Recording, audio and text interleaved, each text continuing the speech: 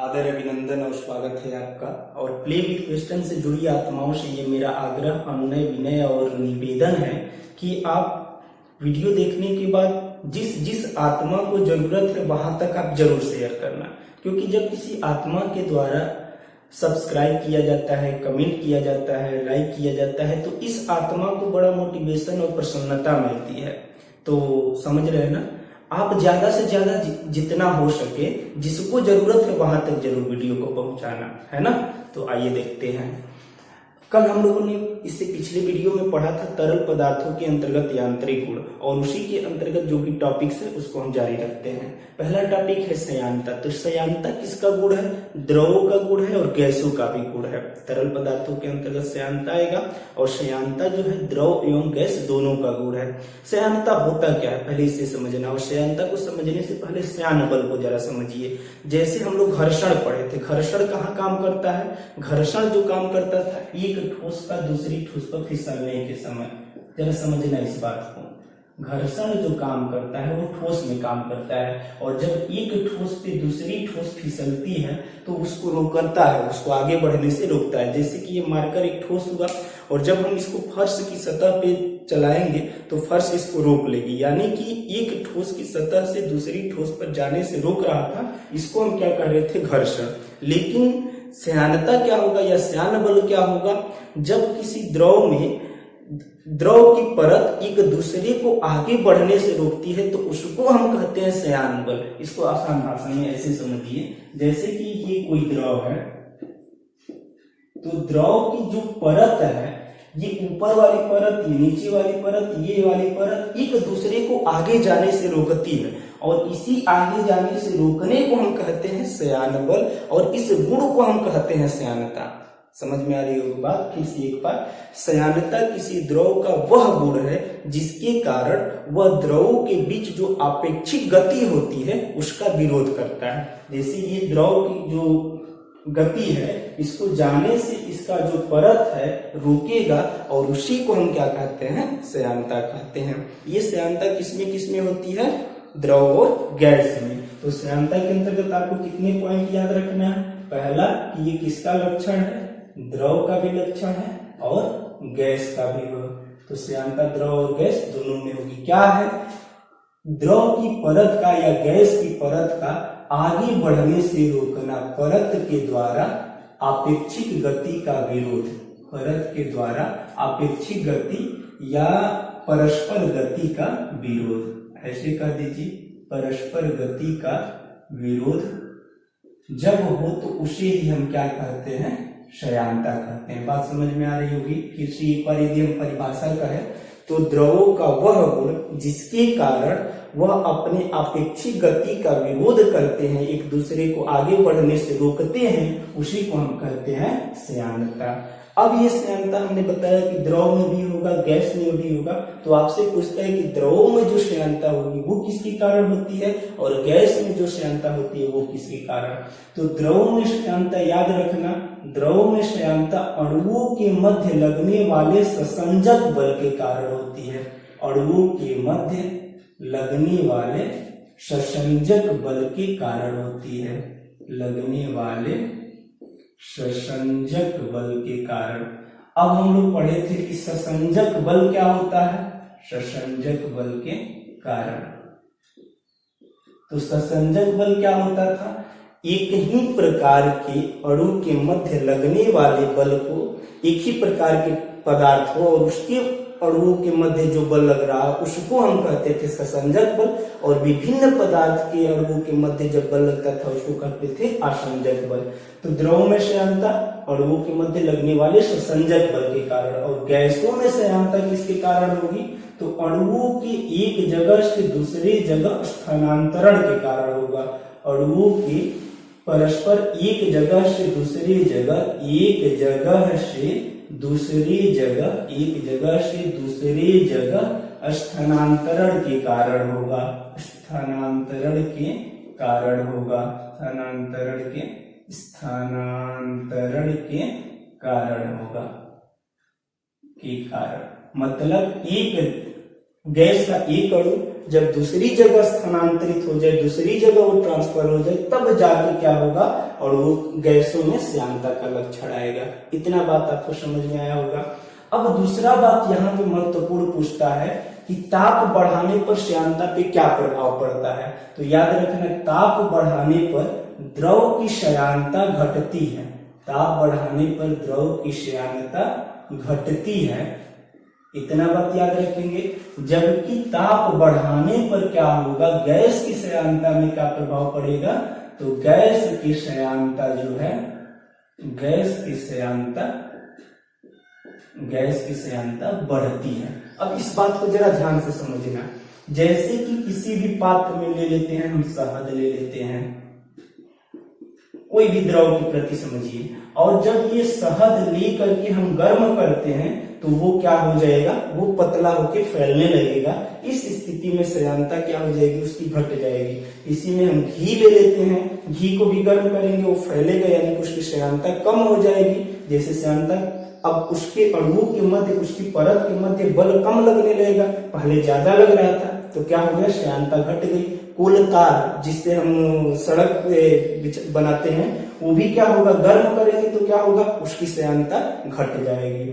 इसी के विपरीत यदि हम गैस ले लेते हैं, मान लेते हैं कि ये गैस है, और गैस के अणु आपस में जब हम ये गर्म करेंगे तो ये गैस के अणु क्या हो जाएंगे, ऊपर चले जाएंगे, और ऊपर जाके क्या हो जाएगा, ये गैस के अणु आपस में घने हो जाएंगे और इस तरीके से हो जाएंगे। यानी कि अब क्या हो गया, इन गैस के अणुओं के मध्य श्यानता बढ़ गई, यानी कि इनके बीच आपेक्षिक बल जो था, गति जो था, वो कम हो गई।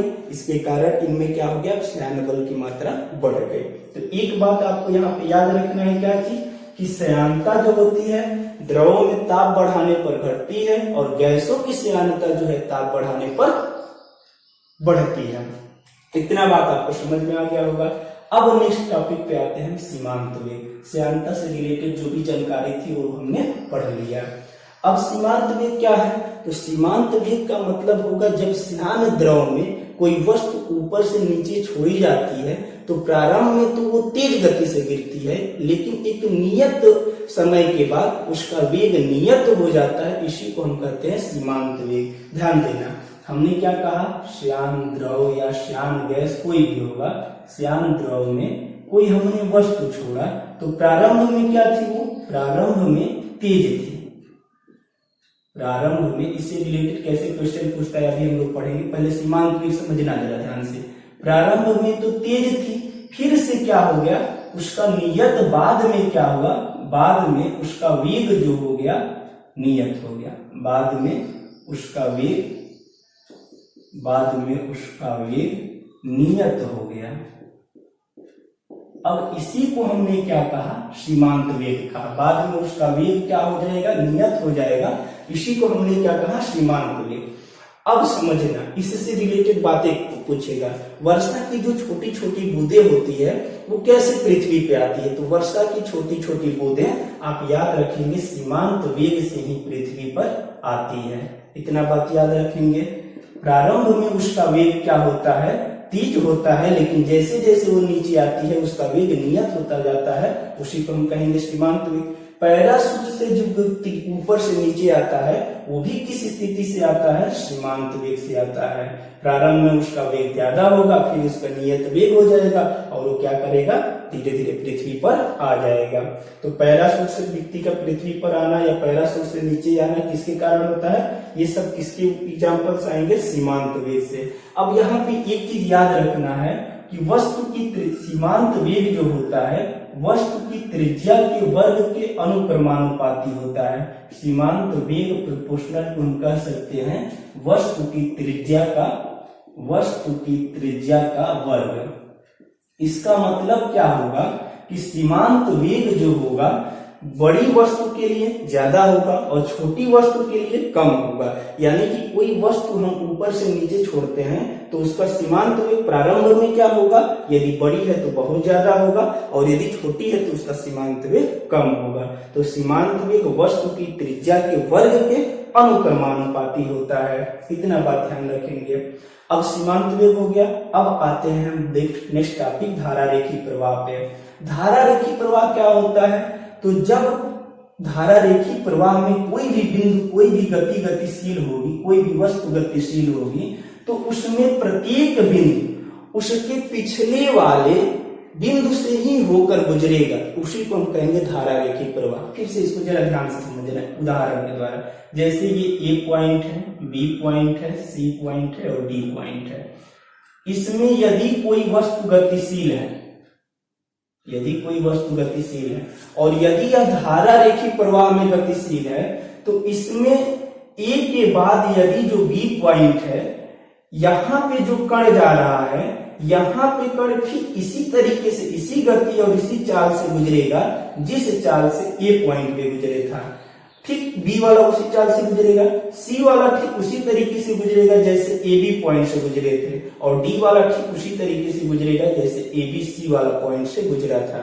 तो कहने का मतलब है कि धारा रेखी प्रवाह क्या होता है कि धारा रेखी प्रवाह में कोई बिंदु या कोई वस्तु या कोई भी द्रव ठीक उसी तरीके से गतिशील होता है जिस तरीके से उसके पिछले वाला बिंदु, पिछले वाला द्रव गतिशील, पिछले वाला द्रव का जो अणु था गति कर रहा था। समझ में आ रही है बात? हमने क्या कहा कि जैसे ये पॉइंट है, फिर से समझिए, जैसे ये पॉइंट है, ये सारे द्रव के कण है।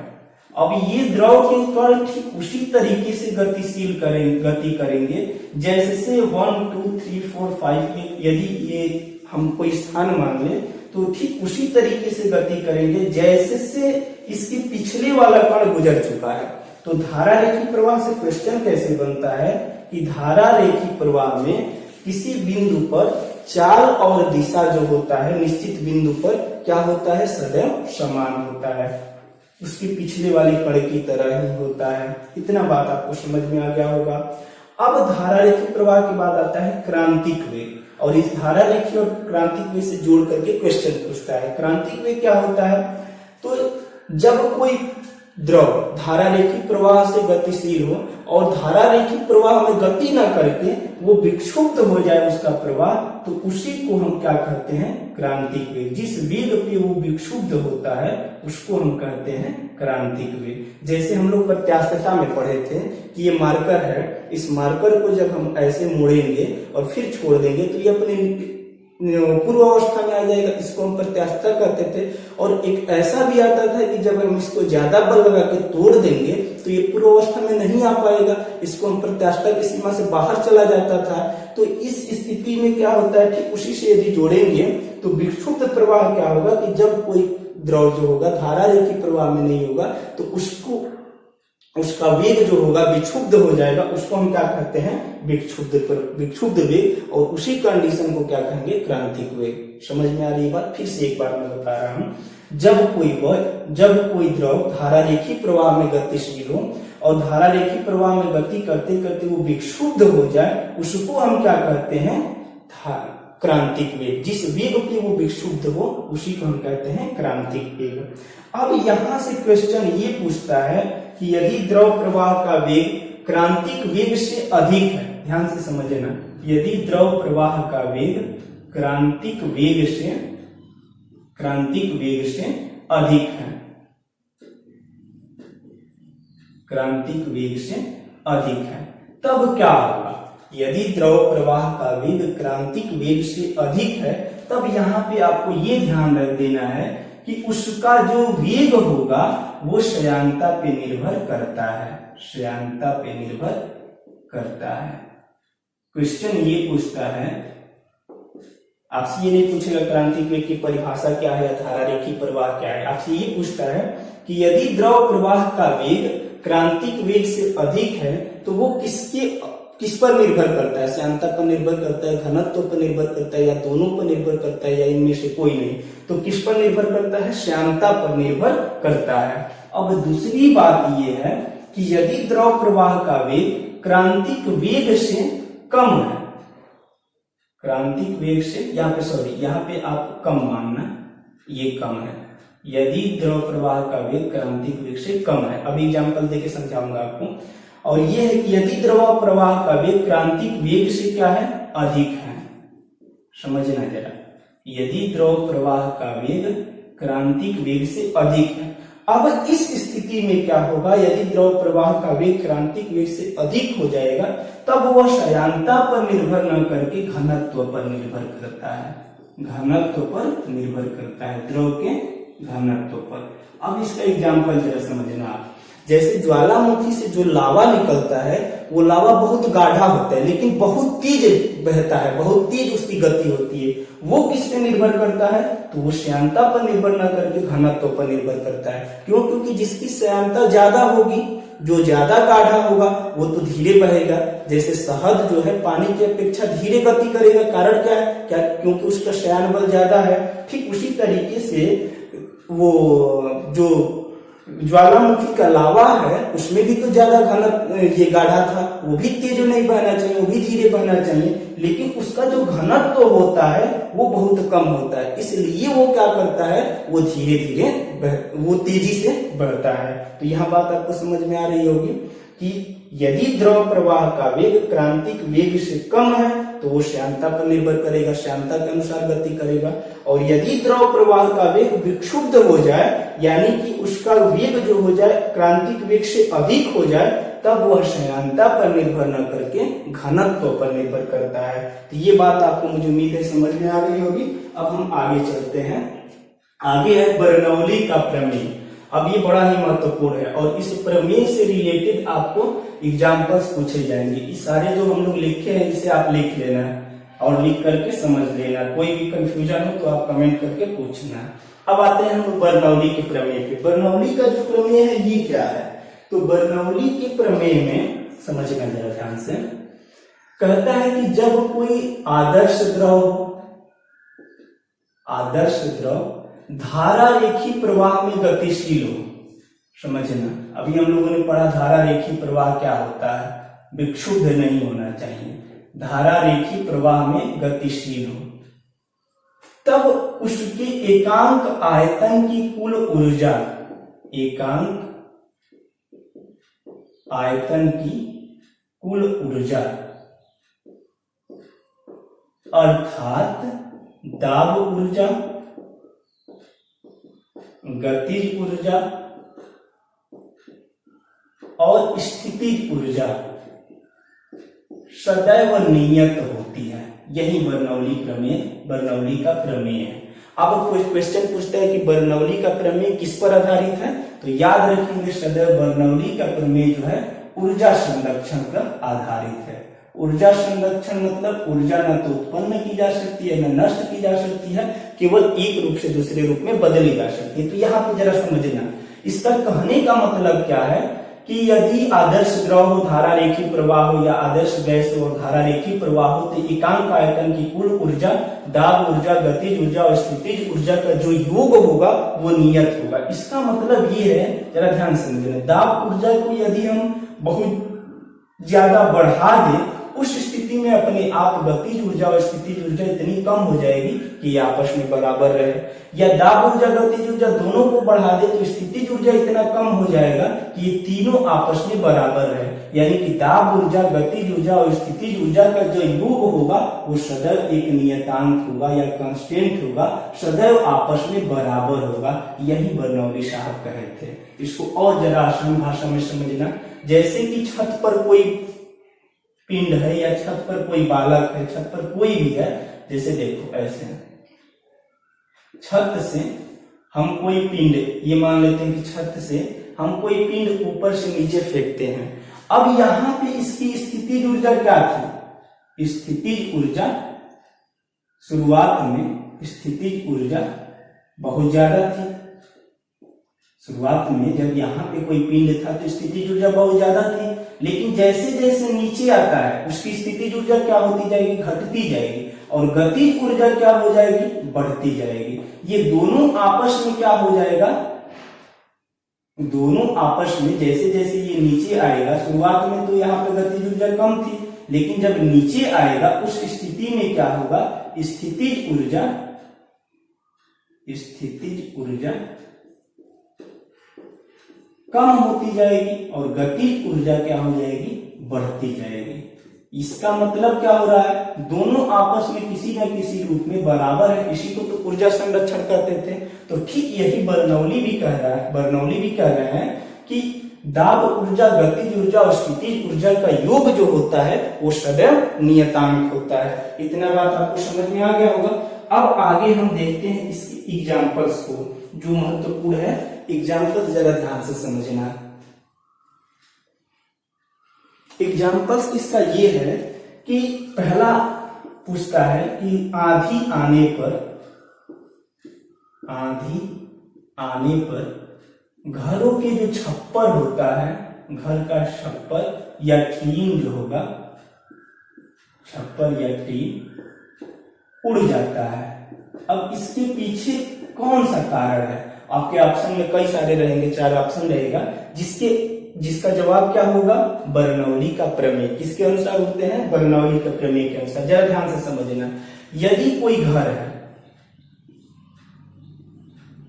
समझना, अब इस यदि घर का जब हम छप्पर लेंगे तो जब आंधी आती है तो इसमें क्या होता है, इससे पहले एक और पॉइंट को आप जरा ध्यान समझिए। बर्नौली के प्रमेय में ये था, यहां पे समझ लेते हैं। बर्नौली के प्रमेय का नोट करके देखना। बर्नौली के प्रमेय में ये है कि दाब यदि होगा वो वेग के व्युत्क्रमानुपाती होगा। इस बात को एकदम ध्यान रखेंगे, तभी आपको सारे एग्जाम्पल समझ में आएंगे। हमने क्या कहा कि दाब जो होगा वेग के व्युत्क्रमानुपाती होगा। यहां से 2 कंडीशन आपको निकला कि दाब अधिक होगा, दाब अधिक होगा तो उसका वेग क्या होगा, कम होगा, वेग कम होगा। और यदि दाब कम होगा, दूसरा कंडीशन ये है कि दाब यदि कम होगा तो वेग क्या होगा, अधिक होगा। अब सारे एग्जाम्पल्स आपको बड़ी आसानी से समझ में आएंगे। तो यहाँ पे समझ में आई बात कि दाब और वेग की व्युत्क्रमानुपाती होता है। दाब यदि बढ़ेगा तो वेग कम होगा, दाब यदि कम होगा तो वेग अधिक होगा। सीधी फिर इसका उल्टा यदि करे तो वेग यदि अधिक होगा तो दाब कम होगा, और वेग यदि कम होगा तो दाब अधिक होगा। अब समझना इस बात को। आंधी आने पर घर के जो छप्पर होते हैं वो उड़ जाते हैं। ये क्यों होता है इसको जरा समझिए। जैसे ही आंधी आएगी और ये आपका यदि घर का छप्पर है तो घर का जो ऊपर का छप्पर का जो ऊपर का हिस्सा है वेग अधिक हो जाएगा इसका। और अभी हमने पढ़ा कि वेग अधिक होगा तो दाब क्या होगा, कम होगा। और घर के जो नीचे का हिस्सा है वहां पर भी तो वायुमंडलीय दाब होगा, वहां पे भी तो वेग होगा, उसका दाब क्या होगा, उसका दाब कम ही रहेगा। और वेग जो होगा उसका वो तो अधिक रहे, वेग भी कम रहेगा, जिसके कारण उसका दाब अधिक था। जिसके कारण ये दाबांतर का जो अनुपात आएगा तो ये दाबांतर के कारण घर का जो छप्पर जाएगा ऊपर उठ जाएगा और आंधी बहुत तेज चल रही थी जिसके कारण उसको उड़ा ले जाएगा। फिर से हमने क्या बताया कि जैसे समझना, ये छप्पर है और छप्पर के इसके ऊपर जो है हवा तेज चल रही है। जैसे ही हवा तेज चली तो ये क्या हुआ, इसका दाब कम हो गया। और नीचे जो है, नीचे तो हवा तेज चल नहीं रही है तो नीचे क्या होगा, नीचे वेग कम होगा और दाब अधिक होगा। यहाँ पे दाबांतर के कारण ये ऊपर उठ जाएगा जिसके कारण ऊपर हवा तेज चल रही थी और उसको उड़ा के लेके चली जाएगी। पहला एग्जाम्पल आप याद रखेंगे, आंधी आने पर घर का छप्पर या टीन उड़ जाता है, किसके कारण, बर्नौली के प्रमेय के अनुसार। दूसरा एग्जाम्पल लिख लेना और मैं बताते जा रहा हूं। दूसरा है कि जब रेलगाड़ी प्लेटफॉर्म पे तेजी से आती है तो आपको उसके समीप नहीं खड़ा होना चाहिए। ये किस प्रमेय को सिद्ध करता है, ये कौन सा प्रमेय सिद्ध करता है, तो समझना। जैसे ही रेलगाड़ी तेजी से आएगी और आप उसके समीप खड़े रहेंगे तो आप उधर की तरफ चले जाओगे, रेलगाड़ी की तरफ। क्यों? क्योंकि जब रेलगाड़ी तेज गति से आती है तो उसका वेग तो ज्यादा होगा, वेग ज्यादा होने के कारण उसका दाब क्या होगा, कम होगा। और जब दाब कम होगा और आपके पीछे की स्थिति क्या है, जैसे मैं यहाँ पे खड़ा हूं, मेरे आगे भी एक वेग है और दाब है, मेरे पीछे भी एक वेग है और दाब है। लेकिन जब मैं ट्रेन की पटरी के एकदम समीप खड़ा हूं और ट्रेन जो गुजरती है तो उसका वेग क्या होगा, बहुत ज्यादा होगा, और पीछे का वेग क्या होगा, कम होगा।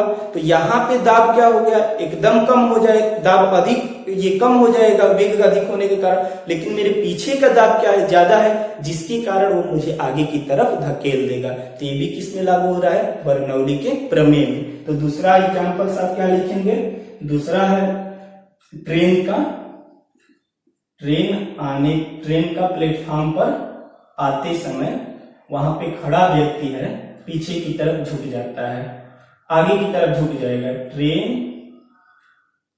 ट्रेन का प्लेटफॉर्म, ट्रेन का तेजी से आने पर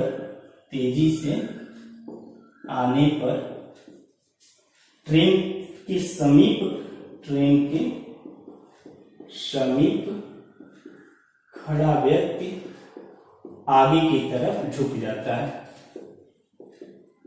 अब ये ट्रेन के लिए ही नहीं, आगे की तरफ झुक जाता है। किसी भी गतिशील वस्तु के पास यदि आप खड़े होंगे, आगे की तरफ झुक जाता है। किसी भी गतिशील वस्तु के पास आप खड़े होंगे तो क्या होगा, उसकी तरफ आप झुक जाएंगे। क्यों? क्योंकि वहां पे वेग जो होगा अधिक होने के कारण दाब कम होगा, और दाब कम होने के कारण आपका पीछे का दाब ज्यादा होगा, जिसके कारण वो आपको आगे की तरफ धकेल देगा। ठीक इसी का एग्जाम्पल, ट्रेन या बस या कोई भी तेज चलती हुई गाड़ी में आपको दरवाजे पे नहीं खड़ा होना चाहिए, क्योंकि जब आप दरवाजे पे खड़े होंगे तो आपके आगे का जो होगा वेग जो होगा बहुत तेज होगा, जिसके कारण दाब घट जाएगा, लेकिन पीछे का जो दाब होगा ज्यादा होगा, जिसके कारण वो आपको आगे की तरफ ढकेल देगा और आप गिर जाओगे। ये बात हो गया। फिर तीसरा एग्जाम्पल आप चौथा याद रखेंगे, क्रिकेट का गेंद का स्विंग किया जाना भी किसके अनुसार आ गया, बर्नौली का प्रमेय के अनुसार। जैसे ये गेंद होता है तो जब हम इसको नचा के फेंकेंगे, स्विंग करेंगे, तो यहाँ का जो पार्ट होगा इस पे तो कोई प्रेशर, यहाँ पे तो प्रेशर लगेगा, हवाओं का प्रेशर होगा, लेकिन इसके पिछले पार्ट पे कोई प्रेशर नहीं लगेगा, कोई दबाव नहीं लगेगा, जिसके कारण ये क्या करेगा, स्विंग कर जाएगा। तो क्रिकेट की गेंद का स्विंग किया जाना भी किसके अनुसार, बर्नौली प्रमेय के अनुसार। आंधी आने पर घर के छप्पर का उड़ जाना, बर्नौली प्रमेय के अनुसार। ट्रेन का तेजी से आने पर प्लेटफॉर्म पे खड़ा व्यक्ति आगे की तरफ झुक जाना, बर्नौली प्रमेय के अनुसार। तेज चलती हुई रेलगाड़ी या बस या किसी भी गाड़ी में हमें दरवाजे पे नहीं बैठना चाहिए, नहीं खड़ा होना चाहिए, क्योंकि हम आगे की तरफ गिर जाते हैं, किसके अनुसार, बर्नौली प्रमेय के अनुसार। एरोप्लेन का, हवाई जहाज का ऊपर उठना किसके अनुसार, बर्नौली प्रमेय के अनुसार। तो बर्नौली प्रमेय के अनुसार आप इतना उदाहरण एकदम याद रखेंगे। आज के लिए बस इतना ही, फिर अगले वीडियो में हम आगे पढ़ेंगे। तरल पदार्थों के अंतर्गत जितने भी इनकी यांत्रिक गुण थे वो हमने पढ़ लिया, और आप इसे जरूर शेयर करना, मन ना भी करे तो भी शेयर जरूर करना। धन्यवाद।